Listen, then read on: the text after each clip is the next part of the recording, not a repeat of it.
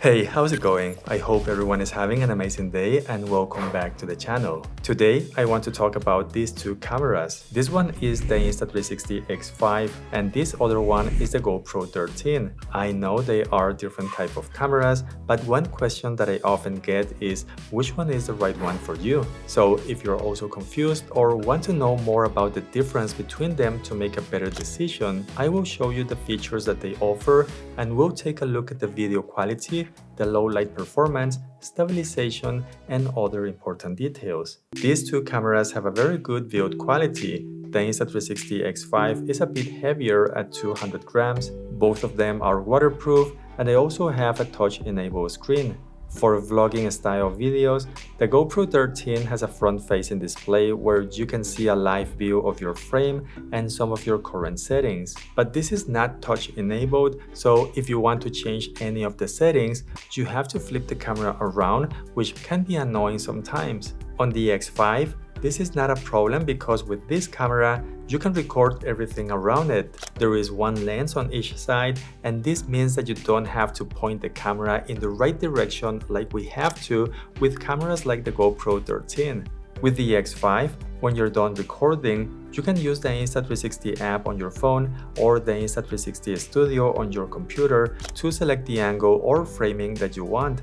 With one single video clip, you can reframe it as many times as you want. So, for example, you can create a video where you are the main subject, or you can turn the view around in any direction that you want. But you can also create movements from one point to another to make it look like the camera is moving around, giving you lots of freedom when you edit your videos. So the main idea with the X5 is that you can shoot first and then use whatever frame that you want. And if you're using a selfie stick to hold the camera, this will become invisible, and this is something that I like since it looks like someone else is holding the camera. With the GoPro 13, none of that is possible, and to create multiple angles, you would have to do multiple shots where you might actually miss an important shot or action. On the Insta360 X5, we can record with a maximum resolution of 8K up to 30 frames per second, and we also have a larger sensor than on the GoPro 13, but with 360 cameras, that high resolution is for the entire video shot at 360 degrees, and after you select a portion of that video, the final one that you get will no longer have an 8K resolution. But even so, the video quality looks really good in my opinion. The GoPro 13 has a maximum resolution of 5.3K, but I prefer to use 4K instead because 5K videos are a bit softer and they also have a bit more of noise. I like that this camera records using 10-bit color, and in terms of video quality, if we compare different videos taken with these two cameras, you should be able to see that the GoPro 13 has a higher resolution, and this is normal because it's not using its resolution on a massive field of view like on the X5. I have to confess that a few years ago, I didn't like to use 360 cameras for my personal videos because they used to have a lower video quality, but the X5 has been a big surprise and I've been using it more frequently. The colors that you get straight out of the camera look really good. The skin tone looks really pleasing, and the X5 has a new feature called Adaptive Tone, which captures a full range of information inside your video, which is going to optimize the exposure depending on the angle that you want to use, improving the contrast and brightness of the video. And something else that I like on the X5 is that you can get your videos to have less distortion than on the GoPro 13. Besides having a larger sensor, the X5 has 3 AI chips inside the camera, and this combined with a low-light video mode called Pure Video allows the camera to be used in low-light situations, increasing the brightness in your videos and applying a denoiser at the same time. You're not going to get anything close to this with the GoPro 13, and as soon as you stop having a decent amount of light, your videos are not going to look any good, and this gets worse the less light you have, and if you want to use the GoPro indoors, the results are usually not going to be very good. Now, I'm not saying that the X5 is perfect by any means, but it clearly has a big advantage over the GoPro 13. These two cameras have an electronic stabilization system that is going to make your videos more stable, and it can help to keep the horizon straight if that's what you want. I normally don't have much to say about this topic, but 360 cameras like the X5 can actually do a much better job when they record in a more stressful condition. In this video, I am running with 3 different cameras, and I was not expecting the GoPro to look like this, and I thought for a second that the stabilization was off, so I had to look at the information on the camera, and well, Hyper Smooth was active, so I have no idea what happened there. And I can tell you that I was not checking these cameras when I was doing that test. The internal microphones on these cameras are going to be fine, but let's take a look at these video clips. Because some cameras were doing the low light mode, and I don't know how it's gonna turn out to be. Alright, trying to extend here as much as I can. And hopefully this time I am using the right mode. So some cameras were doing the low light mode, and I don't know how it's gonna turn out to be. Alright, trying to extend here as much as I can.